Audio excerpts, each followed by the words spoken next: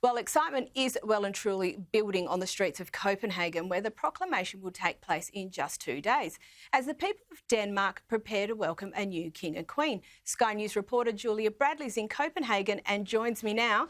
Julia, welcome to the show. How's the atmosphere in Copenhagen and how are the Danes preparing to celebrate?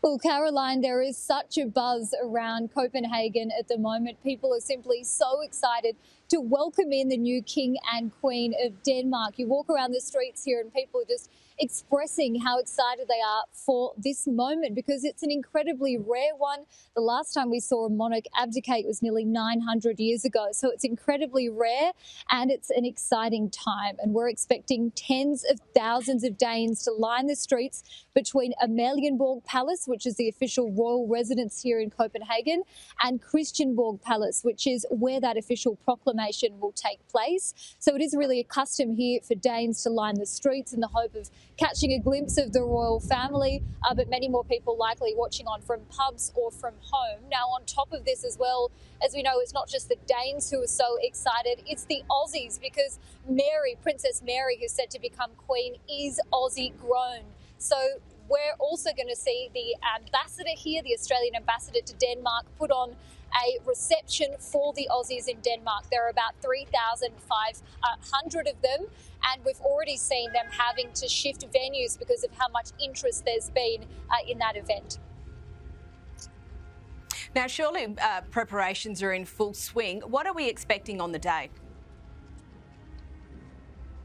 Well, preparations are in full swing. Absolutely, you've got that right. There are already road closures in place. I've ducked into some of the souvenir shops and you can already see items bearing the faces of the new king and queen, magnets, for example.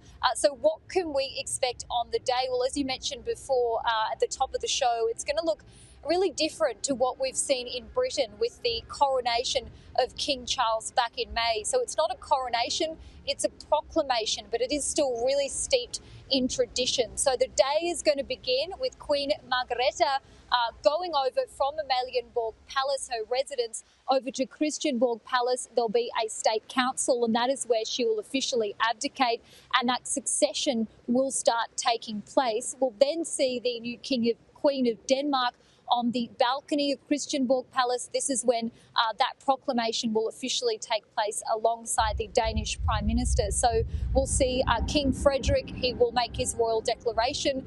He'll also announce his royal motto. This is him really putting his stamp on his reign. From this point onwards, there's going to be so much celebration across Denmark.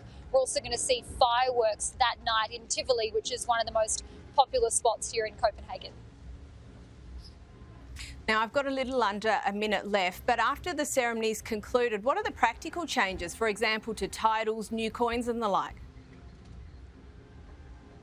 Well, that's the big one, titles. So we will see Prince Frederick then be named His Majesty King Frederick X. That will be his title, Mary's title, Her Majesty Mary, Queen Mary of Denmark, the pair also ruling Greenland and the Faroe Islands, and their firstborn Christian. He will then bear the title of Crown Prince of Denmark, so he'll be heir to the throne, and we will see Queen Margarethe maintain her title of Her Majesty as well. Julia Bradley, thank you so much for joining us from Copenhagen. It looks very, very cold over there compared to Perth, Western Australia, but thank you so much.